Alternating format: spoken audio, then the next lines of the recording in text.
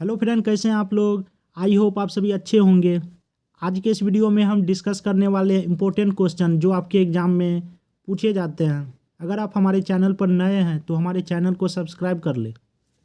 आपको बताना है सिक्किम को पूर्ण राज्य का दर्जा कब प्राप्त हुआ।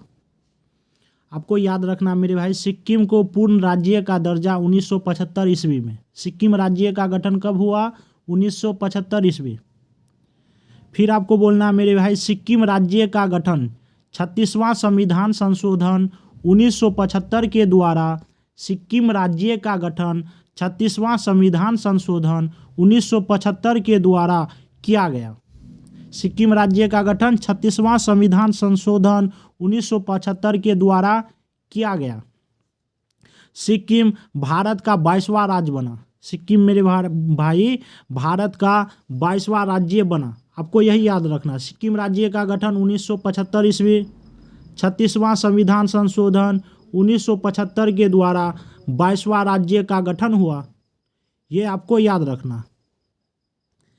इतना मेरे भाई आपको याद रखना। फिर मेरे भाई आपको याद रखना महत्वपूर्ण संविधान संशोधन। संविधान संशोधन का मेरे भाई अनुच्छेद पूछे जाते हैं आपके एग्जाम में। संविधान संशोधन का अनुच्छेद 368। संविधान संशोधन अनुच्छेद 368। और मेरे भाई आपको भाग याद रखना है। संविधान संशोधन भाग 20। संविधान संशोधन का अनुच्छेद 368 किस देश से लिए गए मेरे भाई? आप बोलोगे दक्षिण अफ्रीका। संविधान संशोधन का अनुच्छेद किस देश से लिए गए हैं? दक्षिण अफ्रीका। अनुच्छेद 368 और भाग 20। फिर मेरे भाई आपको बोलना है 99वां संविधान संशोधन 2014 कब हुआ था मेरे भाई? 99 संविधान संशोधन 2014 के द्वारा राष्ट्रीय न्यायिक नियुक्ति आयोग का प्रावधान किया गया।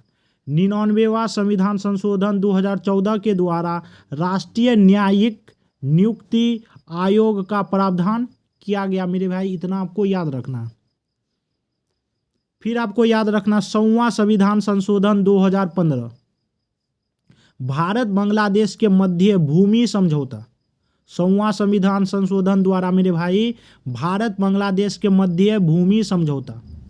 101वां संविधान संशोधन 2016 वस्तु एवं सेवा कर जीएसटी लागू किया गया। कौन सा संविधान संशोधन मेरे भाई? 101वां संविधान संशोधन द्वारा जीएसटी लागू किया गया। पूछे जाते मेरे भाई जीएसटी कब लागू किए गए? आपको बोलना 1 जुलाई 2017 को। जीएसटी कब लागू हुए मेरे भाई? 1 जुलाई 2017 ईस्वी को 101वां संविधान संशोधन द्वारा जीएसटी लागू किया गया। फिर आपको बोलना 102वां संविधान संशोधन 2018। सिर्फ ये याद रखना 102वां संविधान संशोधन द्वारा राष्ट्रीय पिछड़ा वर्ग आयोग को संवैधानिक दर्जा प्रदान किया गया। 102वां संविधान संशोधन द्वारा राष्ट्रीय पिछड़ा वर्ग आयोग को संवैधानिक दर्जा प्रदान किया गया। ये आपको याद रखना। 101 में क्या है मेरे भाई? जीएसटी लागू किया गया।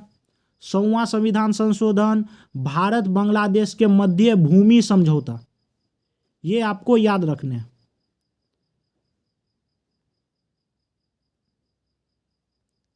ये मेरे भाई आपको याद रखने। फिर आपको बोलना है मेरे भाई 103वां संविधान संशोधन। कौन सा मेरे भाई? 103वां संविधान संशोधन 2019। याद रखना मेरे भाई ईडब्ल्यूएस में 3 लेटर। ईडब्ल्यूएस में 3 लेटर। 103वां संविधान संशोधन द्वारा आर्थिक आधार पर 10% आरक्षण की व्यवस्था। सामान्य वर्ग को आर्थिक आधार पर 10% की आरक्षण की व्यवस्था। ईडब्ल्यूएस में मेरे भाई 3 लेटर है, वही आपको याद रखना। 103वां संविधान संशोधन द्वारा ईडब्ल्यूएस लागू किया गया। ये आपको याद रखना। फिर आपको बोलना है 104वां संविधान संशोधन 2019। इसमें मेरे भाई एससी और एसटी के लिए लोकसभा और राज्य विधानसभाओं के सीटों के आरक्षण की समयावधि 25 जनवरी 2030 तक किया गया। आपको याद रखना 104वां संविधान संशोधन में एससी और एसटी के लिए लोकसभा और राज्य विधानसभाओं के सीटों के आरक्षण की समयावधि मतलब 25 जनवरी 2030 तक किया गया मेरे भाई। ये आपको याद रखना। 104वां संविधान संशोधन, ये आपको याद रखना। फिर मेरे भाई 105वां संविधान संशोधन, 105वां संविधान संशोधन द्वारा ओबीसी राज्य द्वारा अपनी ओबीसी सूची बनाने की शक्ति को बहाल किया गया। 105 में क्या मेरे भाई, राज्य द्वारा अपनी ओबीसी सूची बनाने की शक्ति को बहाल किया गया। इतना मेरे भाई आपको याद रखना। ये क्वेश्चन बार बार आपके एग्जाम में रिपीट किए जाते हैं और यही क्वेश्चन मेरे भाई आपके एग्जाम में रहेंगे। फिर आपको याद रखना शास्त्रीय नृत्य और नर्तक पूछे जाते हैं मेरे भाई। किसी का नाम दे के आपसे पूछा जाएगा ये किससे संबंधित है, या कथक की नर्तकियाँ कौन सब है, नर्तकी कौन सब है मेरे भाई, ये आपको बताना होता है। आपको याद रखना कथक, कथक मेरे भाई कहाँ का है, आप बोलोगे कथक उत्तर प्रदेश। कथक मेरे भाई उत्तर प्रदेश। कथक कहाँ के मेरे भाई, उत्तर प्रदेश। लच्छू महाराज और सितारा देवी, दो याद रखना आपको। कथक उत्तर प्रदेश, कथक से संबंधित कौन है, लच्छू महाराज और सितारा देवी। लच्छू महाराज सितारा देवी कथक। लच्छू महाराज सितारा देवी किससे संबंधित है मेरे भाई, कथक। अब आपको याद रखना कुचिपुड़ी, क्या याद रखना मेरे भाई, कुचिपुड़ी आंध्र प्रदेश। कुचिपुड़ी आंध्र प्रदेश। आपको याद रखना यामिनी कृष्ण मूर्ति, बस ये याद रखना मेरे भाई, यामिनी कृष्ण मूर्ति कुचिपुड़ी से संबंधित है। फिर आपको बोलना मणिपुरी। मणिपुरी कहाँ के हो जाएंगे मेरे भाई, मणिपुर। इसमें आपको याद रखना रीता देवी, सविता देवी, सविता मेहता और झावेरी बहने, इतना आपको याद रखना। मोहिनी अट्टम कहाँ के हैं मेरे भाई, मोहिनी अट्टम बताओ आप बोलोगे मोहिनी अट्टम केरल। मोहिनी अट्टम कहाँ के, केरल। मोहिनी अट्टम में कौन सा है मेरे भाई, के कल्याणी अम्मा रागिनी देवी। मोहिनी अट्टम के कल्याणी अम्मा और रागिनी देवी, मोहिनी अट्टम, ये आपको याद रखने हैं। फिर आपको बोलना सत्रिया। सत्रिया कहाँ के मेरे भाई पूछे जाते हैं, सत्रिया असम। सत्रिया कहाँ का, असम का। सत्रिया से कौन सा है मेरे भाई, रामकृष्ण तालुकदार, कृष्णाक्षी कश्यप इत्यादि, दो ही आपको याद रखना।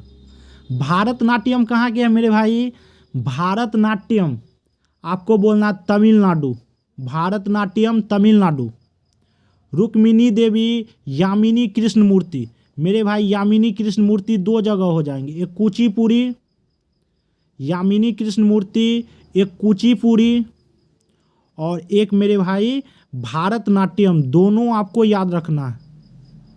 यामिनी कृष्ण मूर्ति कहाँ कहाँ हो जाएंगे मेरे भाई, भारतनाट्यम, और कहाँ पे हो जाएंगे मेरे भाई बोलो आप, कुचिपुड़ी, दोनों आपको याद रखने हैं। फिर आपको बोलना है कथकली। कथकली से संबंधित कौन है मेरे भाई, मृणालिनी साराभाई। मृणालिनी साराभाई और शांताराव, दो ही आपको याद रखने हैं। कथकली कहाँ के है मेरे भाई, कथकली केरल। क से कथकली, कथक मेरे भाई उत्तर प्रदेश, कथक उत्तर प्रदेश, कथकली, कथकली कहाँ हो जाएंगे मेरे भाई, केरल। कथक उत्तर प्रदेश, कथकली केरल। मृणालिनी साराभाई और शांताराव आपको याद रखने। फिर मेरे भाई प्रायद्वीपीय भारत के प्रमुख दर्रे। दर्रे से मेरे भाई आपके एग्जाम में क्वेश्चन पूछे जाते हैं, आपको 2 से 3 याद रखना। आपको याद रखना मेरे भाई थाल घाट, क्या याद रखना मेरे भाई, थाल घाट महाराष्ट्र, मुंबई और नासिक को जोड़ता है। थाल घाट महाराष्ट्र मुंबई और नासिक को जोड़ता है। थार के बाद मेरे हो जाएंगे मेरे भाई भोर घाट। भोर घाट भी मेरे भाई महाराष्ट्र, थाल घाट और भोरघाट दोनों महाराष्ट्र। भोरघाट मेरे भाई मुंबई और पुणे को आपस में जोड़ता है, आपको याद रखना। भोरघाट मुंबई और पुणे, भोरघाट मुंबई और पुणे को आपस में जोड़ता है। थालघाट मुंबई और नासिक को आपस में जोड़ता। पालघाट केरल और तमिलनाडु, पालघाट केरल और तमिलनाडु, कोयम्बटूर और पालक्कड़, इतने मेरे भाई आपको याद रखने। फिर प्रमुख भारतीय शहर एवं उनके भौगोलिक नाम, ये मेरे भाई आपको याद रखने। भारत का पीटर्सबर्ग जमशेदपुर, भारत का पीटर्सबर्ग जमशेदपुर, भारत का मैनचेस्टर अहमदाबाद, भारत का मैनचेस्टर अहमदाबाद, भारत का हॉलीवुड मुंबई, भारत का हॉलीवुड मुंबई। फिर आपको याद रखना भारत का स्विट्जरलैंड कश्मीर, भारत का स्विट्जरलैंड कश्मीर। फिर आपको याद रखना भारत का पेरिस जयपुर, भारत का पेरिस जयपुर। उत्तर भारत का मैनचेस्टर कानपुर, उत्तर भारत का मैनचेस्टर कानपुर। अंडों की टोकरी आंध्र प्रदेश, अंडों की टोकरी आंध्र प्रदेश। पर्वतों की रानी मसूरी, पर्वतों की रानी मसूरी। फिर आपको बोलना है मेरे भाई पहाड़ों की मल्लिका नेतरहाट, पहाड़ों की मल्लिका नेतरहाट। मलय का देश कर्नाटक, मलय का देश कर्नाटक। सफ़ेद चंदन के वृक्ष को मेरे भाई मलय बोला जाता है। मलय का देश कर्नाटक, सफ़ेद चंदन के वृक्ष को मलय बोला जाता है। अंतरिक्ष का शहर बंगलुरु, अंतरिक्ष का शहर बंगलुरु। गुलाबी नगरी, गुलाबी नगरी पिंक सिटी मेरे भाई जयपुर, गुलाबी नगरी Jaipur. Pink city Jaipur, pink city Jaipur. मेरे भाई आपको एक चीज़ यहाँ पे याद रखना, गुलाबी सिटी जब बोले तब जयपुर होगा। पिंक सिटी मेरे भाई जयपुर। लेकिन गुलाबों का शहर, गुलाबों का शहर चंडीगढ़, गुलाबों का शहर चंडीगढ़। क्या होंगे मेरे भाई अगर आपके एग्जाम में पूछे जाते हैं गुलाबों का शहर, तब हो जाएंगे मेरे भाई चंडीगढ़। लेकिन अगर पूछा जाए गुलाबी नगरी पिंक सिटी, तब हो जाएंगे मेरे भाई Jaipur. Salt city Gujarat, salt city Gujarat. नमक, साल्ट मतलब मेरे भाई नमक, नमक का सिटी गुजरात। नवाबों का शहर लखनऊ, नवाबों का शहर लखनऊ, नवाबों का शहर लखनऊ। त्योहारों का नगर मदुरई, त्योहारों का नगर मदुरई, त्योहारों का नगर मदुरई। मेरे भाई आपको याद रखना मीनाक्षी मंदिर, मीनाक्षी मंदिर मदुरई में है, मीनाक्षी मंदिर मदुरई में। मंदिर व घाटों का नगर वाराणसी, मंदिर व घाटों का नगर वाराणसी। प्रमुख क्षेत्र में दिए जाने वाले पुरस्कार, प्रमुख क्षेत्र में दिए जाने वाले पुरस्कार। पुलित्जर पुरस्कार पत्रकारिता में दिए जाते हैं मेरे भाई, पुलित्जर पुरस्कार पत्रकारिता। और 1917 ईस्वी, ये याद रखना। पुलित्जर पुरस्कार कब से दिए जाते हैं मेरे भाई? 1917 ईस्वी। पुलित्जर पुरस्कार किससे संबंधित है? आप बोलोगे पत्रकारिता। पुलित्जर पुरस्कार किससे संबंधित है? पत्रकारिता। कब से दिए जाते हैं? 1917 ईस्वी।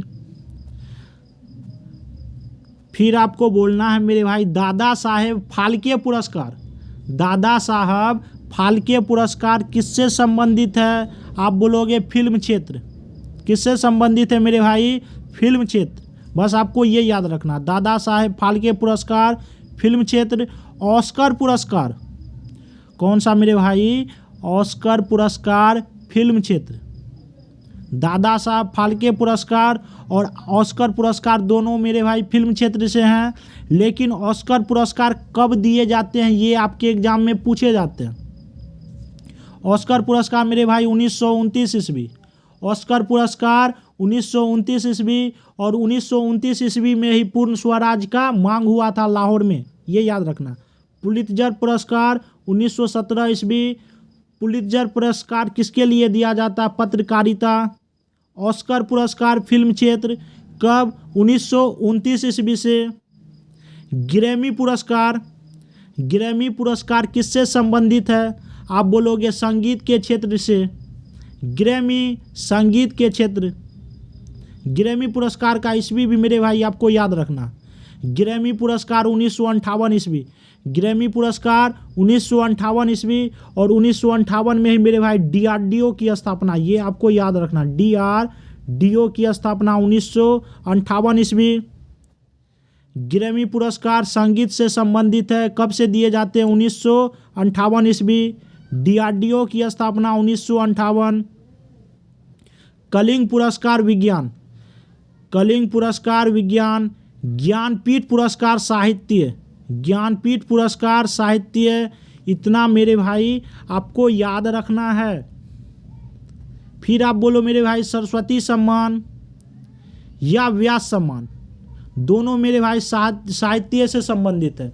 सरस्वती सम्मान और व्यास सम्मान किससे संबंधित है? आप बोलोगे साहित्य से। कब से दिए जाते हैं मेरे भाई? ये याद मत कीजिए, सिर्फ आपको ये याद रखना, सरस्वती सम्मान और व्यास सम्मान साहित्य से संबंधित है। फिर आपको ये याद रखना, बोरलॉग पुरस्कार, बोरलॉग पुरस्कार कृषि पैदावार में उल्लेखनीय योगदान हेतु। बोरलॉग पुरस्कार मेरे भाई कृषि पैदावार में उल्लेखनीय योगदान हेतु आपको याद रखना। फिर मेरे भाई रेमन मैग्सेसे पुरस्कार, कौन सा मेरे भाई? रेमन मैग्सेसे पुरस्कार कौन सा क्षेत्र में? पत्रकारिता। रेमन मैग्सेसे पुरस्कार पत्रकारिता के क्षेत्र में दिए जाते हैं, ये आपको याद रखना। फिर मेरे भाई ये इंपॉर्टेंट है आपके एग्जाम में, एशिया का नोबेल किसे कहा जाता है? एशिया का नोबेल रेमन मैग्सेसे पुरस्कार को कहा जाता है। एशिया का नोबेल रेमन मैग्सेसे पुरस्कार को कहा जाता है। फिर मेरे भाई हाइड्रोजन बम से रिलेटेड आपके एग्जाम में क्वेश्चन पूछे जाते हैं, ये सभी मेरे भाई आपको याद रखना है। 2 से 3 बार पढ़ोगे मेरे भाई याद हो जाएगा। हाइड्रोजन बम अनियंत्रित नाभिकीय संलयन पर आधारित है। हाइड्रोजन बम अनियंत्रित नाभिकीय संलयन पर आधारित है। हाइड्रोजन बम का आविष्कार एडवर्ड टेलर के द्वारा किया गया। हाइड्रोजन बम का आविष्कार एडवर्ड टेलर के द्वारा किया गया। हाइड्रोजन बम किस सिद्धांत पे कार्य करते हैं मेरे भाई? अनियंत्रित नाभिकीय संलयन पर आधारित है। हाइड्रोजन बम अनियंत्रित नाभिकीय संलयन। हाइड्रोजन बम का आविष्कार किन्होंने किया? एडवर्ड टेलर ने। फिर मेरे भाई आपको याद रखना नाभिकीय संलयन, क्या याद रखना मेरे भाई? नाभिकीय संलयन, जब 2 हल्के नाभिक परस्पर संयुक्त होकर एक भारी तत्व के नाभिक की रचना करते हैं। मेरे भाई आपको याद रखना है, जब 2 छोटे छोटे नाभिक मिलके एक बड़े नाभिक का निर्माण करते हैं, 2 छोटा मिलके मेरे भाई एक बड़ा का निर्माण करेगा, उसे ही हम बोलते हैं नाभिकीय संलयन। नाभिकीय संलयन में क्या हो जाएंगे मेरे भाई? 2 छोटे छोटे नाभिक मिलके एक बड़े नाभिक का निर्माण करते हैं। और नाभिकीय विखंडन में क्या हो जाएंगे मेरे भाई? नाभिकीय विखंडन में हो जाएंगे मेरे भाई जब एक बड़े टूट के मतलब विभाजित होकर 2 छोटे का निर्माण करेगा। नाभिकीय विखंडन में क्या हो जाएंगे मेरे भाई? किसी नाभिक का 2 या 2 से अधिक छोटे नाभिकों में टूटना। बड़े नाभिक का मेरे भाई 2 छोटे नाभिक में टूटना ही क्या कहलाएगा? नाभिकीय विखंडन। और संलयन में क्या था मेरे भाई? 2 छोटे का, याद रखना, संलयन मतलब जुड़ना, 2 छोटा मिलके एक बड़ा का निर्माण करेगा। और विखंडन में क्या हो जाएंगे मेरे भाई? एक बड़ा टूट के 2 छोटे का निर्माण करेगा। ये आपको याद रखने।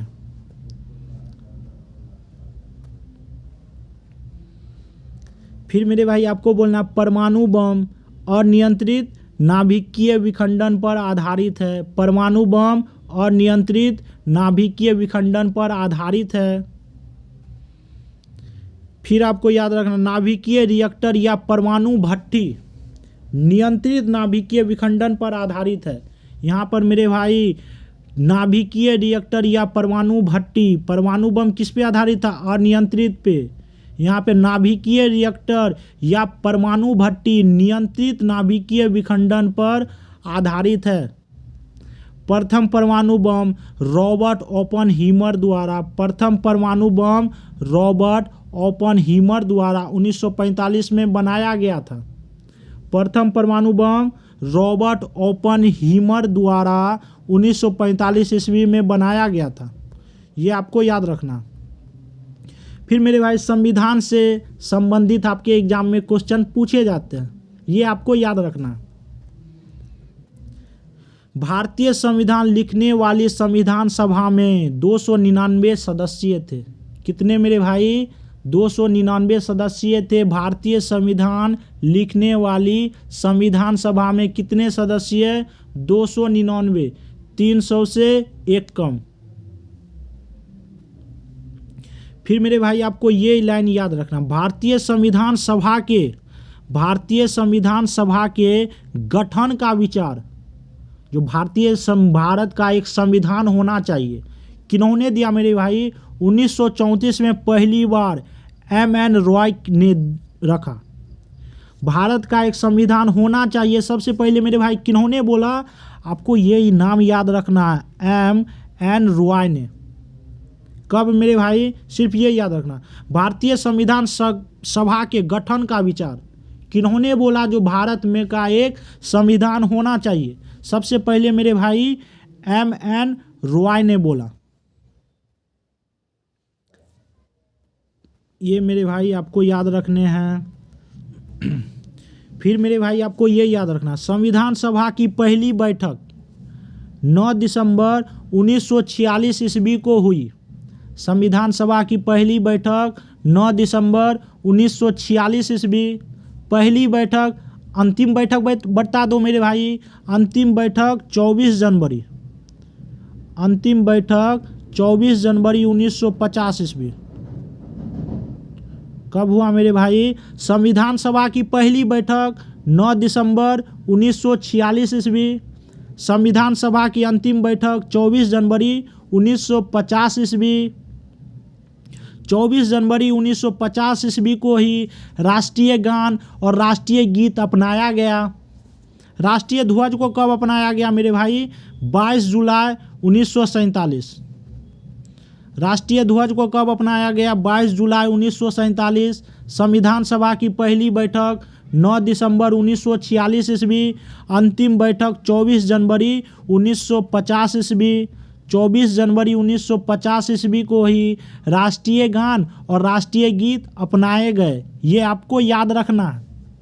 फिर बोलना डॉक्टर राजेंद्र प्रसाद संविधान सभा के अस्थायी अध्यक्ष थे।